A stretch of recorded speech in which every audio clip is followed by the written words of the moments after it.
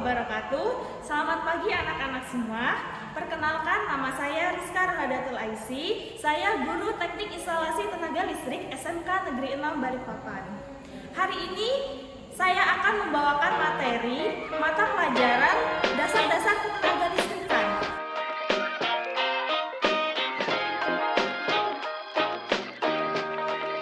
Adapun tujuan pembelajaran dalam materi ini adalah yang pertama, peserta didik dapat memahami jenis-jenis elemen pasif dalam rangkaian elektronika. Yang kedua, peserta didik dapat menghitung nilai dari elemen pasif dalam rangkaian elektronika. Pengertian elemen pasif adalah komponen elektronika yang tidak memerlukan arus listrik dan tegangan dalam pengoperasiannya. Komponen pasif tidak dapat menguatkan, menyearahkan, maupun mengubah suatu energi ke bentuk energi lainnya. Elemen pasif terdiri dari 3 komponen, yaitu resistor, induktor, dan kapasitor. Adapun fungsi dari elemen pasif tersebut antara lain adalah resistor menghambat arus listrik, induktor menyimpan energi pada medan magnet, dan kapasitor menyimpan arus listrik. Baik, saya akan menjelaskan satu persatu dari elemen pasif tersebut. Yang pertama adalah resistor. Resistor adalah komponen elektronika pasif yang berfungsi untuk menghambat dan mengatur arus listrik dalam suatu rangkaian elektronika. Satuan nilai resistor atau hambatan adalah ohm. Nilai resistor biasanya diwakili dengan kode angka ataupun gelang warna yang terdapat di badan resistor. Jenis-jenis resistor antara lain adalah yang pertama, resistor tetap. Resistor tetap adalah resistor yang nilai hambatannya relatif tetap dan terbuat dari karbon, kawat, atau paduan logam. Untuk bentuk dan simbol resistor tetap dapat dilihat sebagai berikut. Jenis resistor yang kedua adalah resistor tidak tetap atau variabel resistor. Resistor variabel adalah resistor yang besar hambatannya dapat diubah-ubah. Resistor variabel disebut juga dengan potensiometer atau rheostat. Jenis resistor yang ketiga adalah resistor nonlinear. Contohnya NTC, PTC, dan LDR. NTC dan PTC termasuk dalam termistor. Termistor adalah resistor yang dipengaruhi oleh perubahan suhu. Singkatan dari NTC adalah negatif temperatur koefisien. Pada termistor NTC, perubahan suhu berbanding terbalik terhadap perubahan resistansi. Sedangkan PTC adalah singkatan dari positif temperatur koefisien. Pada termistor PTC, perubahan suhu berbanding lurus terhadap perubahan resistansi. Sedangkan LDR atau kepanjangannya adalah Light Dependent Resistor adalah resistor yang dipengaruhi perubahan cahaya. Fungsi LDR adalah untuk menghantarkan arus listrik jika menerima sejumlah intensitas cahaya atau dalam kondisi terang dan menghambat arus listrik dalam kondisi gelap. Gelang warna terdapat kode warna resistor. Kode warna menyatakan harga resistansi dan toleransinya. Harga toleransi semakin kecil, maka suatu resistor semakin baik, karena harga sebenarnya ialah harga yang tertera dikurangi harga toleransinya. Pada resistor terdapat 4 gelang warna dan 5 gelang warna. Berikut disajikan tabel kode gelang warna pada resistor. Adapun arti kode warna pada resistor 4 dan 5 gelang warna adalah sebagai berikut. Yang pertama, arti kode warna gelang 4 warna pada resistor atau 4 pita. Pita ke-1 menunjukkan angka pertama, pita kedua menunjukkan angka kedua, pita ketiga menunjukkan faktor pengalih, dan pita keempat adalah toleransi. contoh berikut. Pita pertama berwarna merah, pita kedua berwarna coklat, pita ketiga berwarna kuning, dan pita terakhir berwarna hijau.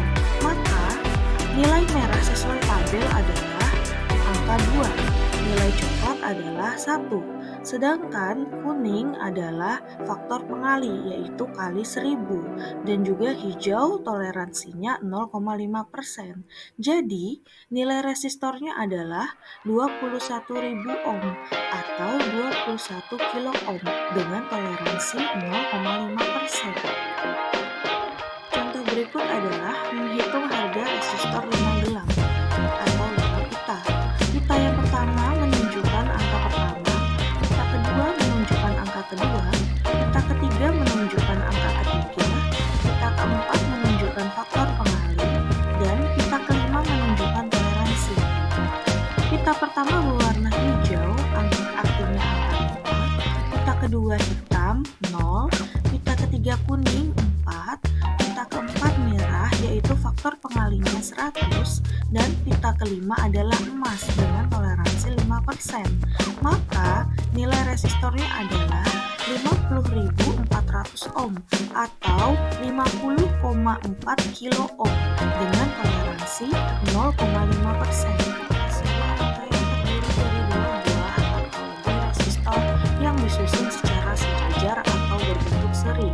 Dengan rangkaian seri ini, kita bisa mendapatkan nilai resistor pengganti yang kita inginkan. Rumus dari rangkaian seri resistor adalah R total sama dengan R1 ditambah R2 ditambah R3 dan seterusnya.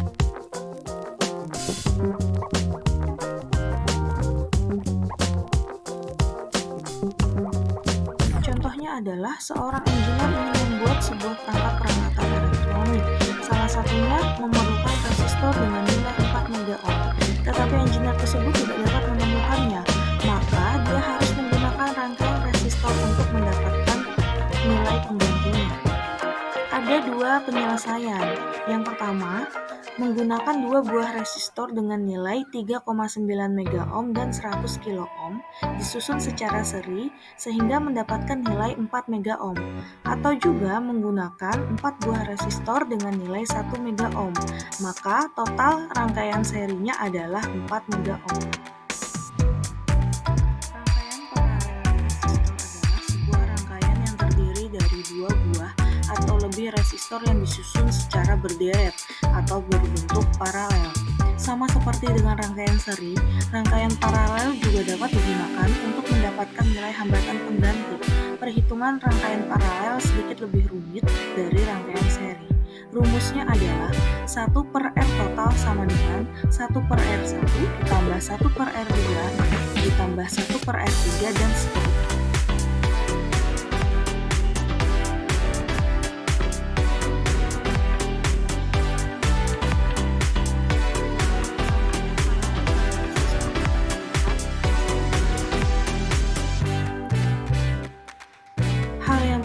Ingat bahwa nilai hambatan resistor akan bertambah jika menggunakan rangkaian seri, sedangkan nilai hambatan resistor akan berkurang jika menggunakan rangkaian paralel. Pada kondisi tertentu, kita juga dapat menggunakan rangkaian gabungan antara rangkaian seri dan juga rangkaian paralel, seperti contoh gambar berikut. Elemen pasif selanjutnya adalah kapasitor. Kapasitor adalah suatu komponen elektronika yang dapat menyimpan dan melepaskan muatan listrik atau energi listrik. Satuan nilai kapasitor adalah farad atau F. Kemampuan untuk menyimpan muatan listrik pada kapasitor disebut dengan kapasitansi atau kapasitas.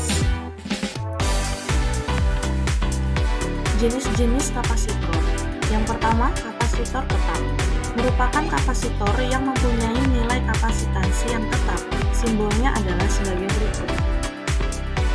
Macam-macam kapasitor tetap adalah kapasitor keramik, kapasitor poliester, kapasitor kertas, dan kapasitor elektrolit. Jenis kapasitor selanjutnya adalah kapasitor tidak tetap. Kapasitor tidak tetap adalah kapasitor yang memiliki nilai kapasitansi yang dapat diubah-ubah. Contohnya adalah kapasitor trimmer, yaitu kapasitor yang kapasitasnya dapat diubah dengan cara memutar porosnya dengan obeng. Yang kedua adalah kapasitor variabel. Pada kapasitor variabel, bentuknya menyerupai potensiometer.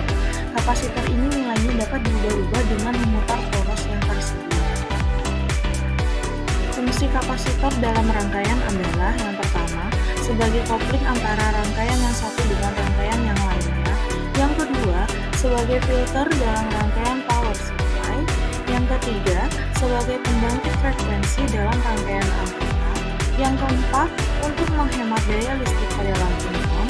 Yang kelima, untuk menghilangkan buncing atau loncatan api bila dipasang pada saklar. Simbol kapasitor memiliki dua kaki. Untuk polar kapasitor memiliki kaki positif dan kaki negatif. Elemen pasif selanjutnya adalah induktor.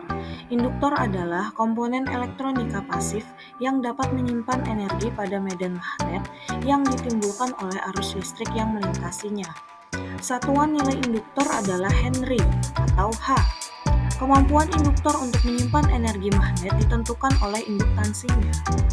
Fungsi induktor dalam suatu rangkaian adalah melawan fluktuasi arus yang melewatinya. Penggunaan dalam rangkaian DC adalah menghasilkan tegangan DC yang konstan terhadap fluktuasi beban arus. Penggunaan pada rangkaian AC adalah meredam perubahan fluktuasi arus yang tidak diinginkan.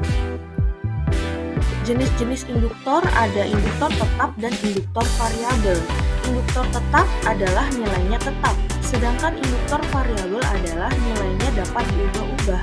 Beberapa jenis lainnya dari induktor antara lain air core induktor menggunakan udara sebagai intinya, iron core induktor menggunakan bahan besi sebagai intinya, ferrit core induktor menggunakan bahan ferrit sebagai intinya, dan juga laminate core induktor menggunakan inti yang terdiri dari lapisan lempengan logam yang ditempelkan secara paralel. Masing-masing lempengan logam diberi isolator.